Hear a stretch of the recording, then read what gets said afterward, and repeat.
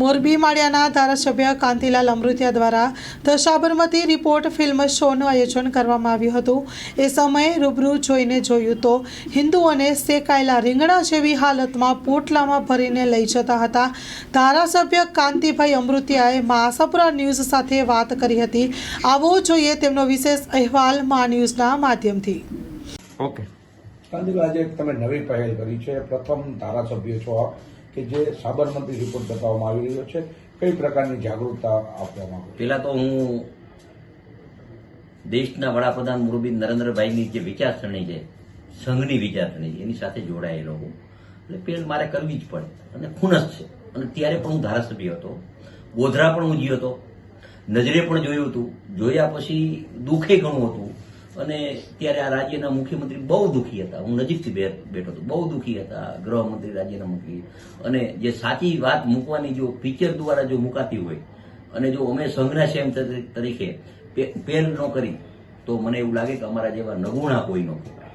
આજે મોરબીમાં 600 જેને કાર્યકર્તાને જેને આવવું હોય 600 જણાની અમે આ પિક્ચર દેખાડવાના।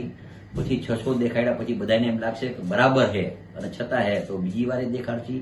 અને આ રાજ્યના મુખ્યમંત્રી માફ કર્યો એનો આભાર માનું, પણ આ વસ્તુ મારી લાગણી છે સમગ્ર ભારતના રાજકીય માણા કે હિન્દુ વિચારસરણીના માણા કે જે સંગઠનના માણા એને એકવાર આ 200 500 જે તમારી શક્તિ હોય એ પ્રમાણે દેખાડશો તો મને એવું લાગે કે આપણે કાંઈક જાગૃતિ માટે કાંઈક પ્રયત્ન કર્યા એવું મને લાગે છે। લોકોને શું અપીલ છે તમારે? આ જે ઘટના આપણે નજરે નિહાળી છે, લોકોને કઈ પ્રકારની અપીલ છે?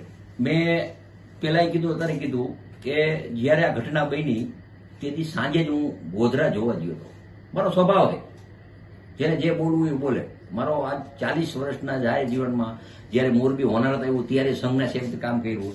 કાંઈક આફત આવે, હિન્દુ ઉપર આફત આવે તો પહેલ કરવાનો મને મારો વિચાર હોય, એટલે હું સ્થળ ઉપર જોવા ગયો હતો કે આપણે રીંગણું જેમ આપણે ભઠ્ઠામાં નાખીને જે બળી જાય એમ આપણા હિન્દુના ભાઈઓ બળી ગયા હતા પાપ ગુના માટે। તે જોયા પછી મને તો ઘણો રંજ લાગ્યો।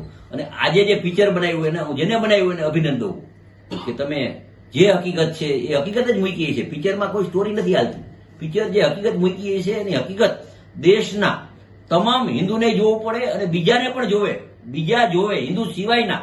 મારે તો આવવાનું છે લઘુમતી વાળા જોવે અને જોયા પછી આવું પગલું ન કોઈ કરે એ પણ પ્રયત્ન કરવા જોઈએ।